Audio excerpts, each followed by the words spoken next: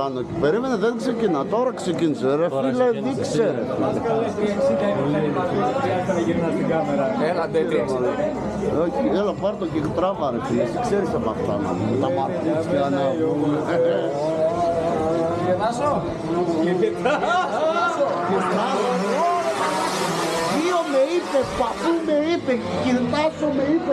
28 χρονών είμαι. 28 χρονών είμαι. Και εγώ πόσο νομίζω ότι είμαι βρε. 30. 35 συν 32,5. Ορίστε. Σαν τη μάνα μου, και αυτή 28 ήταν. Πω! Αλήθεια τώρα. Όχι, γιατί εγώ Τάσο, μπορείς μήπως να μου δώσεις καμιά συμβουλή για πίεση στα λάσκα, γιατί δεν έχω ιδέα. Ναι, όλα τα πάντα. Ποιο είναι το μηχανάκι σου, βάλε 30. Πράσινο 66 που έχω μέσα. Βάλε 30 και είσαι καλά. Το μαρακοκιά θα λάβει.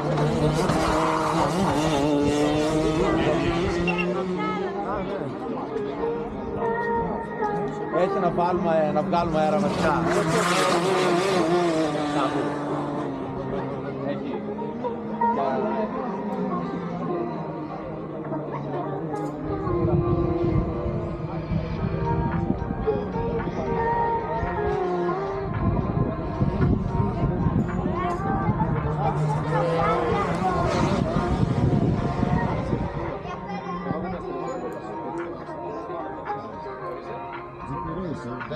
Κάτι λάστιχο φοράμε. Ναι. Και φοβάσαι αυτό το λάστιχο. Το ψωμί που έγινες με μαλάκα. Όχι ψωμί, δεν πρέπει να δώσω την πίεση.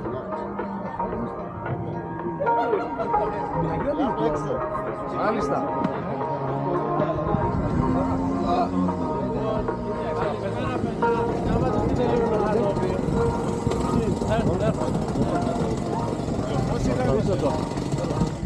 Θες να βάλεις το